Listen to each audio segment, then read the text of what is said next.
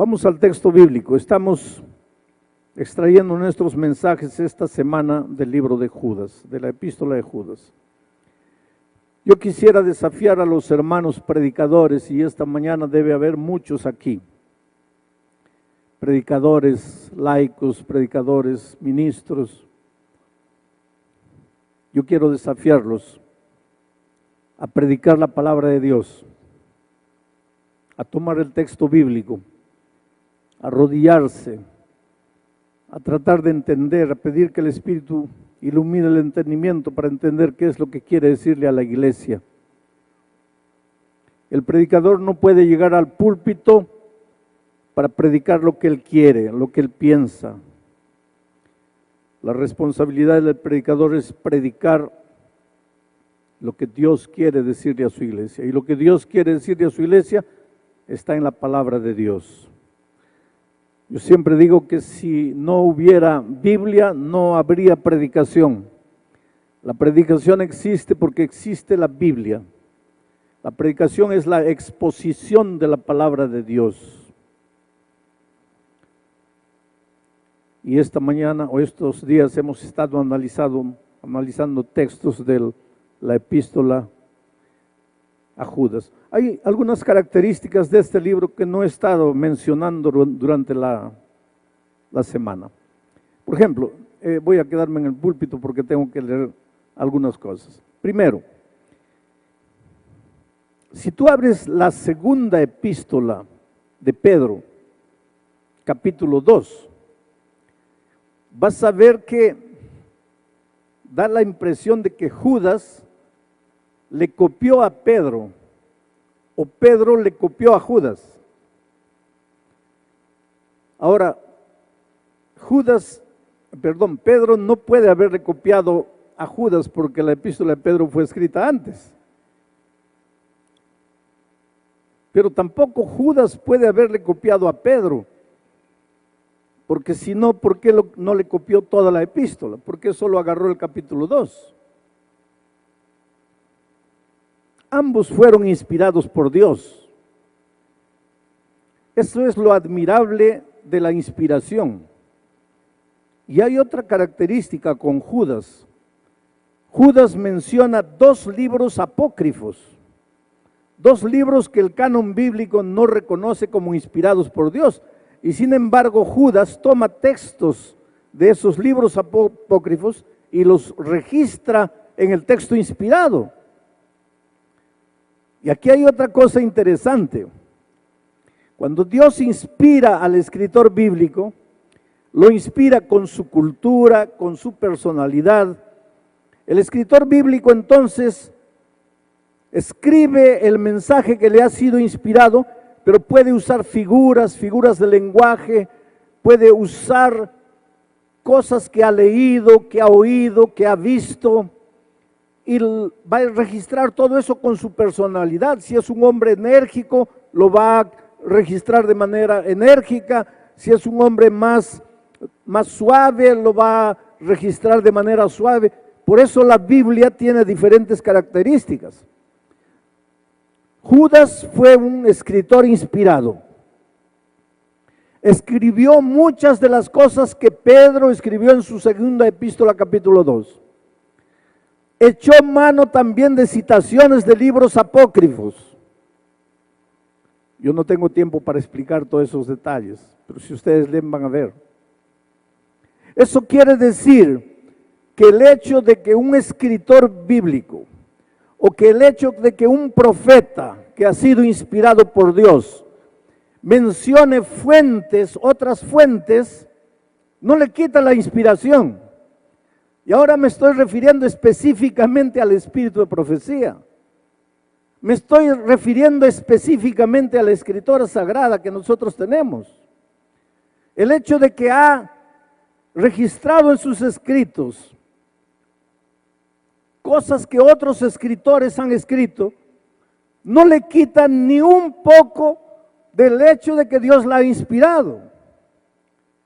Pablo, en el discurso del Areópago, citó expresiones de poetas seculares de su tiempo y ni por eso dejó de ser inspirado. El problema es que el ser humano, especialmente el ser humano de nuestros días, quiere acomodar todos los consejos inspirados a su manera de vivir, y cuando no encaja, entonces comienza a acusar, a criticar. Y eso es lo que acontece con la sierva del Señor. Mucha gente dice, no, porque la plagió, no, porque la copió, no, porque ella hizo. Pero aquí está una prueba. El hecho de que un escritor inspirado toma fuentes ajenas no quiere decir que él no fue inspirado. Pero ¿por qué ella no registró el libro de donde sacó, la página de donde sacó? Porque en esos tiempos no había lo que hoy se llama derechos autorales. Judas tampoco registró nada. Pablo tampoco registró nada. Pero hoy, yo no podría escribir algo que otro ha dicho sin registrar el libro, la página, la fuente, porque las leyes han cambiado, los tiempos han cambiado. Bueno, ese no es mi tema, cierro paréntesis aquí. Lo que quiero decirles es que el hecho de que un escritor inspirado echa mano de otras fuentes no quita en nada su inspiración. Bueno, el texto para esta mañana son los últimos 2 versículos de la epístola de Judas. Y dice así: y aquel que es poderoso para guardaros sin caída y presentaros sin mancha delante de su gloria con gran alegría, al único y sabio Dios, nuestro Salvador, sea gloria y majestad, imperio y potencia, ahora y por todos los siglos. Amén. Anoche estudiamos que muchos estaban entrando a la iglesia con una teoría. Dios es misericordia, Dios es gracia, Él nos da su gracia nos perdona de todos los pecados. Puedes ir a Dios como estás, que Dios te perdona, Dios te acepta. Y esta es una de las verdades más bellas de la Biblia. Puedes ir a Dios como estás. No importa quién eres, no importa cómo has vivido, puedes ir a Dios como estás. Pero ¿dónde estaba el error de esos herejes en el primer siglo? Puedes venir a Dios como estás y seguir como estás. Ese era el problema. Pero la Biblia enseña que puedes venir a Dios como estás, pero su gracia te transforma, no te deja como estás. Nadie puede usar la gracia de Jesucristo para continuar viviendo en el pecado. ¿Y por qué no? Porque el pecado te destruye y la salvación no es solamente la recompensa que vas a encontrar en los cielos. La salvación es la transformación de tu vida aquí, en esta tierra.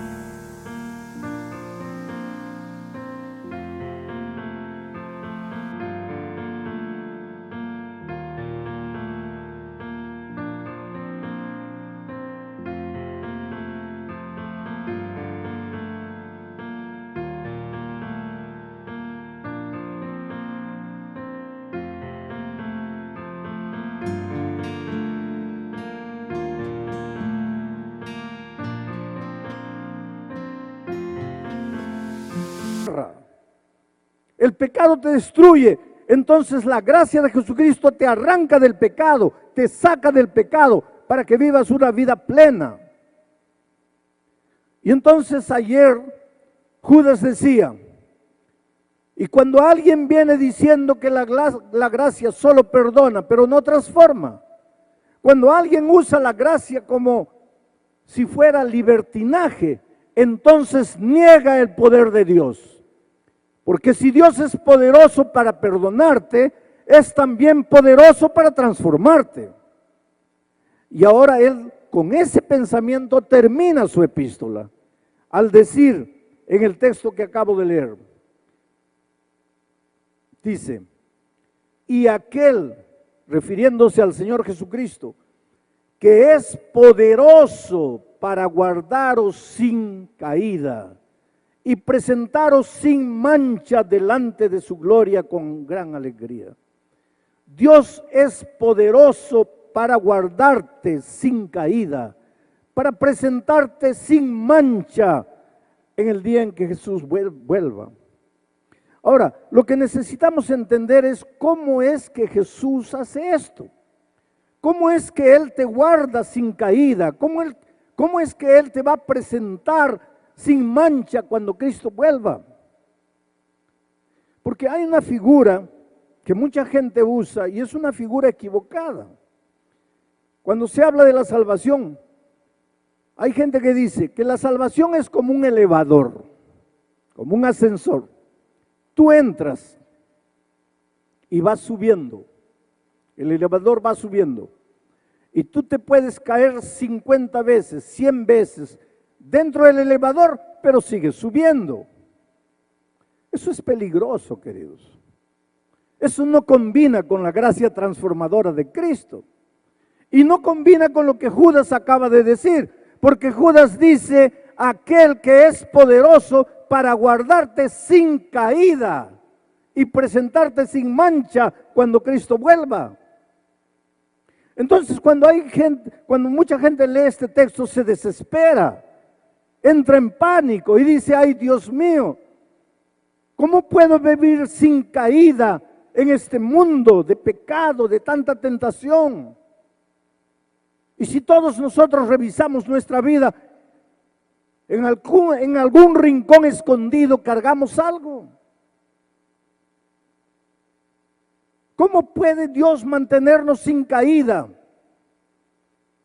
Tal vez este es el tema más interesante que necesitamos aprender. En el capítulo 9 de Marcos, en el versículo 33 específicamente, pero un poco antes y un poco después, vas a encontrar lo siguiente.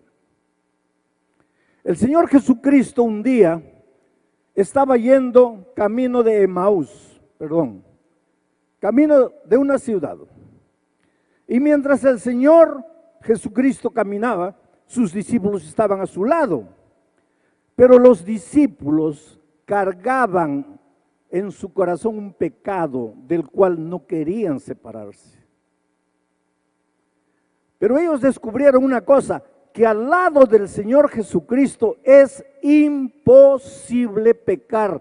Coloca esto en tu cabeza. Al lado del Señor Jesucristo, tomado de la mano del Señor Jesucristo, es imposible pecar.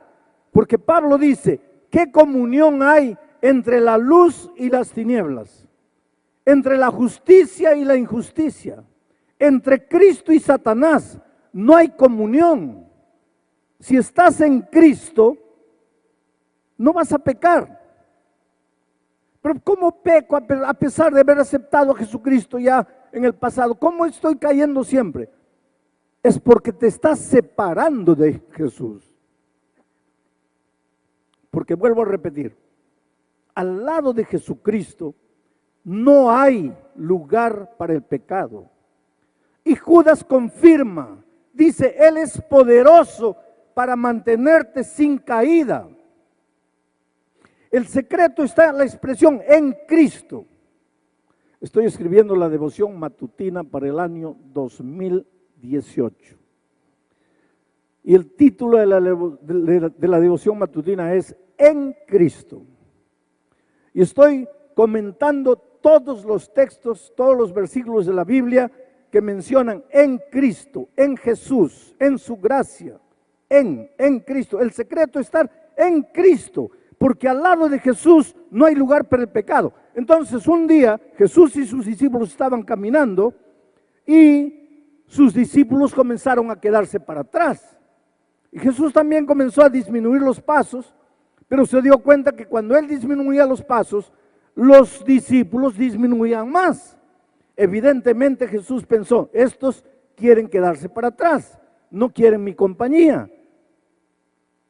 Y entonces Él siguió adelante. Cuando llegaron a la casa, Jesús los reunió, Marcos 9:33, y les preguntó, ¿qué discutían ustedes cuando veníamos andando por el camino? ¿Por qué se quedaron para atrás? Y el texto bíblico dice que ellos se quedaron calladitos, en silencio. ¿Por qué? Porque por el camino habían discutido quién de entre ellos era o sería el mayor. ¿Quién de entre ellos sería el más grande? Ah, queridos, los discípulos tenían un pecado escondido. No era adulterio, no era droga, no era alcoholismo, no era homosexualismo. Los discípulos tenían escondido en su corazón el más terrible de los pecados, el origen de todos los pecados, el primer pecado que surgió en el corazón de Lucifer. Ellos escondían en su corazón el problema del pecado del orgullo. Ellos no eran víctimas de algún pecado simple como adulterio. Ellos eran víctimas del pecado terrible del orgullo. Solo que nosotros los seres humanos medimos las cosas de otra manera. Y les voy a hacer un ejemplo. En una comisión de nombramientos, y ustedes en estos días deben estar en comisión de nombramientos, a veces una iglesia puede verse en la encrucijada porque no hay a quien colocar de anciano y tienen dos nombres, Pedro y Juan, y no saben a cuál de ellos colocar, porque ni Pedro ni Juan son perfectos. Entonces alguien levanta la mano y dice, bueno, yo creo que el más indicado es Juan. Es un poquito orgulloso, pero es el mejor. Y lo nombran. Pero tú jamás vas a ver en una junta de nombramientos alguien decir así, bueno, tenemos solo a Juan y a Pedro. Juan es un poquito homosexual, pero está bien. Eso jamás. Porque para ti homosexualismo es terrible. Adulterio es terrible, asesinato, robo. Para ti eso no tiene perdón. Pero para Jesús, el padre de todos los pecados, la raíz de todos los pecados, es el orgullo. Y los discípulos eran víctimas del orgullo. Por eso digo, el problema de ellos no era simple, era mucho más profundo que el adulterio. Era el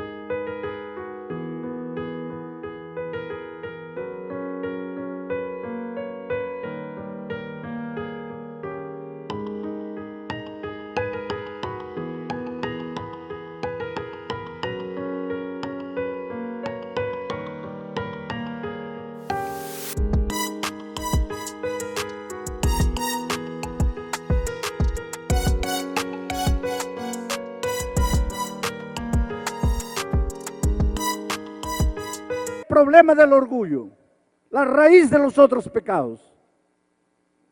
Y ellos descubrieron una cosa, que al lado de Jesucristo no se puede pecar. En Cristo no hay derrota. En Cristo solo hay victoria. Pero a veces se sentían tan tentados, el pecado del orgullo los seducía, les picaba dentro. Pero ellos descubrieron que al lado de Cristo no se podía. Entonces, ¿qué es lo que hacían? Se separaban. Déjalo ir, déjalo ir. Porque al lado de Jesús es imposible pecar. Aquel que es poderoso para guardaros sin caída. Entonces ellos se separaban de Jesucristo para practicar el pecado. Pero al separarse de Jesucristo, practicasen o no practicasen, ya estaban en situación de pecado. Ya estaban lejos de la justicia, ya estaban lejos de la salvación.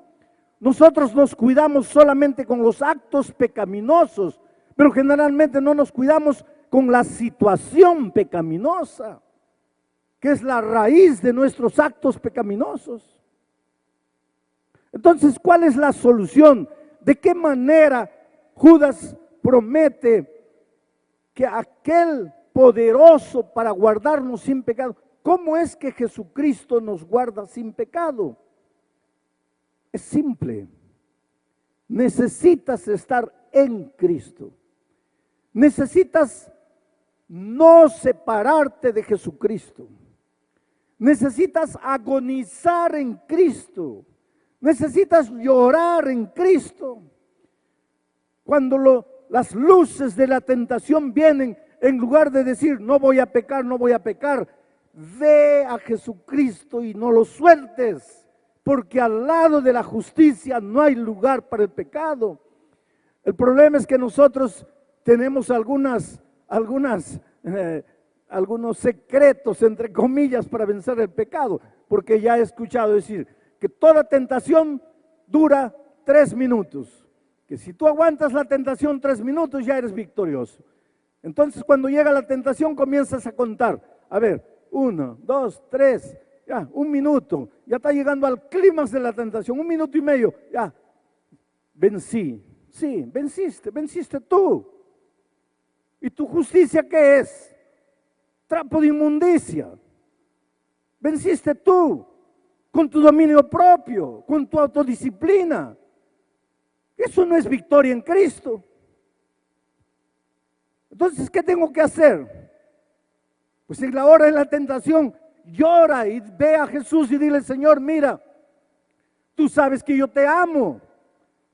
Tú sabes que yo no quiero traicionarte. Tú sabes que yo no quiero herirte. Pero en este momento estoy sintiendo que me voy. Por favor, no me sueltes. Por favor, no quiero estar sin ti. Sin ti no hay vida. Sin ti no hay salvación. Sin ti estoy perdido. Ten compasión de mí. No me sueltes. Y claro que Jesús no te va a soltar. Él es poderoso para guardarte sin caída. Y entonces viene lo que Pablo dice. No vivo más yo. Ahora Cristo vive en mí. Y si Cristo vive en ti, porque en la hora de la tentación no te has separado de Él, la victoria no es tuya, la victoria es de Cristo, pero al mismo tiempo es tuya. Por eso Pablo no sabe definir ni explicar esto. Dice, no vivo más yo, Cristo vive en mí, pero lo que vivo, ahora, no acaba de decir que no vive, y ahora dice vivo. ¿Vives o no vives? Es que cuando tú vas a Cristo, su voluntad santificada se junta con tu voluntad pecaminosa y se transforma en una voluntad todopoderosa. La victoria es de Cristo, pero es tuya. Es tuya, pero es de Cristo, porque no vives tú, Cristo vive en ti. Pero ahora vamos a dejar de frases románticas. ¿Qué cosa significa Cristo vive en mí? Porque nosotros hablamos, Cristo vive en mí. Andar agarrados de la mano con Jesús. Oh, Jesús, tú eres mi vida. Jesús, tú eres mi salvación. Pero en términos prácticos, ¿qué quiere decir eso? 3 cosas. Orar todos los días. Estudiar la palabra de Dios todos los días. Y buscar a una persona que no conoce a Jesús y traerla para el conocimiento de la palabra. Cuando tú haces esas 3 cosas, estás en Cristo. Cuando tú haces solo 2 o 1 y no te olvidas de la tercera, que es la testificación, llámale trabajo misionero, llámale traer personas para Cristo, llámale como quieras, pero cuando tú te olvidas de eso, tú estar en Cristo es puro romance, pura palabra. Y el Evangelio no es palabra, el Evangelio es acción, acción transformadora. Tienes que aprender a buscar a Dios todos los días. Tienes que aprender a orar, a estudiar la Biblia y a traer a una persona para Cristo. Ahí estás en Cristo, ahí estás de la mano con Jesús. El otro día alguien me dijo, pastor, entonces yo estoy perdido, porque yo no tengo fuerza de voluntad para orar, para estudiar la Biblia. No tengo. Pastor, yo de vez en cuando oro, de vez en cuando estudio la Biblia y nunca traje a nadie para Cristo. Ahora usted dice que para estar en Cristo tengo que hacer esas tres cosas. Estoy perdido, pastor, porque yo no tengo fuerza de voluntad. Claro que tienes, querido. ¿No te levantas a las 4 de la mañana para ir a tu trabajo? En una mañana fría de invierno el despertador toca a las 4 de la mañana. Tú despiertas, miras el reloj, ¿qué es lo que dices? Oh, qué felicidad, me voy a trabajar. No, no es así. Miras el reloj, un frío terrible afuera, todo lo que quieres es quedarte durmiendo, pero te levantas y vas a trabajar a las 5 de la mañana. ¿Y por qué tienes que trabajar? Porque necesitas dinero. ¿Y para qué dinero? Para comer. ¿Y para qué comer? Para vivir. ¿Y vivir cuánto tiempo? 100 años. Y para eso te levantas a las 4 de la mañana. Para vivir 100 años. Y para vivir la vida eterna, no puedes levantarte 10 minutos antes para arrodillarte, clamar a Dios, estudiar la palabra. No me digas que no tienes fuerza de voluntad. El problema es que tu fuerza de voluntad tú la diriges para lo que quieres, para lo que consideras importante. Pero tú tienes fuerza de voluntad. Tú puedes hacerlo. Solo clama a Dios. Pídele a Dios. Señor, ayúdame a separar tiempo contigo. Pasa ese tiempo con Jesucristo. Y ahí tú te vas a dar cuenta que Dios es poderoso para guardarte sin caída hasta el día de la venida de Cristo. Pero queridos, yo voy a entrar a otro capítulo ahora. Mientras Cristo no venga, eres un ser humano. Y a esta naturaleza pecaminosa nuestra no le gusta pasar tiempo con Dios. A esta nuestra naturaleza lo que le gusta es levantarse y salir corriendo a trabajar. Eso le encanta. Inclusive para los ministros. El ministro tiene mucha cosa para hacer. Y lo que nos gusta es levantarnos de mañana y ya comenzar con la agenda del día. Estar con Cristo, pasar tiempo con Cristo, eso al ser humano no le gusta. ¿Por qué? Porque aunque hemos sido convertidos, todavía conservamos la naturaleza pecaminosa dentro de nosotros. Y a esa naturaleza pecaminosa no le gusta el compañerismo con Dios. Esa naturaleza pecaminosa es especialista en disfrazar, en engañar, en aparentar, en mentir. Pero a esa naturaleza no le gusta el compañerismo con Dios. Por lo tanto, constantemente vivimos cayendo. Y no caemos porque Dios no tenga poder para mantenernos sin caída. Caemos porque nos separamos de Jesús. Y al separarnos de Jesús, pues la consecuencia es caer. ¿Y qué hacer? Pues aquí entra la gracia maravillosa de Cristo. Levántate. Y si me caigo 50 veces, es porque 50 veces te has separado de Jesús. ¿Y qué hago, pastor? Levántate. Y si me caigo 1500 veces, pues 1500 veces te has separado de Jesús. Pero ¿y qué hago ahora? Pues levántate. Si un día llegaremos al cielo, primero, es porque Cristo nos levantó. Es porque cada vez que caímos, llevados por nuestra naturaleza pecaminosa, clamamos a Dios, le suplicamos y Él nos extendió la mano. Te digo una cosa, querido, el Señor Jesús te ama. Nunca pienses que Dios es un profesor malo que está con ganas de desaprobarte o reprobarte. Jesús te ama.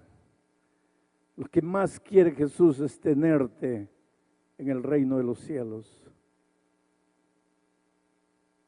Tu lugar está reservado en el reino de los cielos.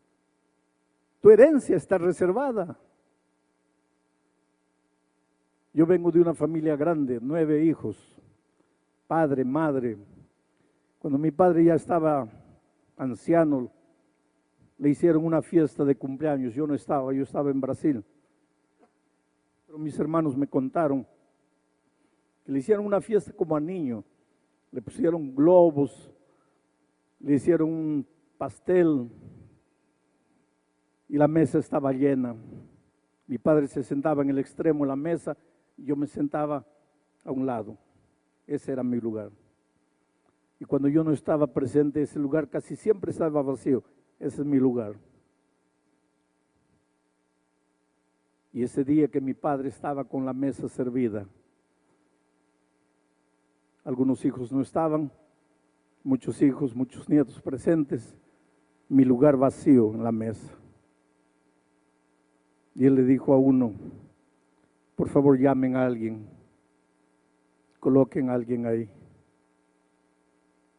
Yo no puedo alegrarme viendo ese lugar vacío. Yo quisiera que tú entiendas esta mañana que tu lugar en el cielo está reservado. Y aunque se salven millones y tú te pierdas, tu lugar siempre estará vacío. Porque eres precioso para Dios. Él te ama como eres. El otro día alguien me decía, pastor, usted dice que Dios me ama como soy, pero usted no sabe quién soy. No importa quién seas, con ese carácter horrible que tienes, o esa naturaleza que cargas con tus tendencias, eres lo más precioso que Dios tiene. Esta mañana, en medio de miles de personas, ¿tú crees que Dios está mirando 15,000 personas? No. Él te está mirando a ti como si tú fueras la única persona sentada aquí.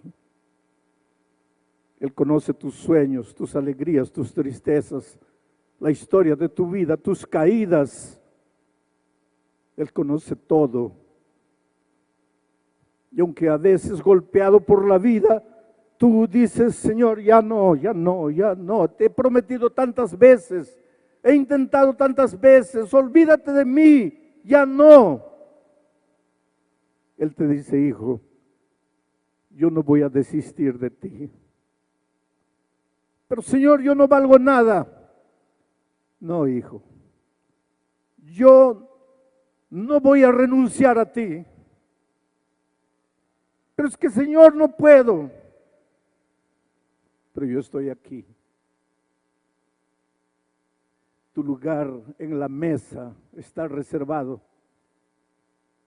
Y Él ha prometido que te va a conservar sin caída. Y si por esas cosas de la vida te sueltas de Él, te apartas de Él y caes, pues no tengas miedo de levantarte y continuar la caminata con Cristo, porque si un día nos salvamos, no será porque jamás caímos, sino porque aunque caímos, creímos en la palabra redentora de Jesucristo, nos levantamos y seguimos adelante. Yo estaba en mi oficina en Niterói, Río de Janeiro, hace muchos años, cuando entró una joven bonita, linda, alta, preciosa niña. Se sentó frente a mi escritorio. Me dice, pastor, la primera cosa que quiero que usted sepa es que yo no soy mujer, yo soy hombre. Pero yo tenía delante de mí una de las mujeres más bellas. Pero él me dice, yo soy hombre. Vivía una vida de pecado. Vendía su cuerpo en las calles de Copacabana para poder sobrevivir. Se había inyectado en el cuerpo tantas cosas, parecía mujer. Y aunque muchas veces se miraba en el espejo y decía, soy bonita, soy feliz, no me falta nada.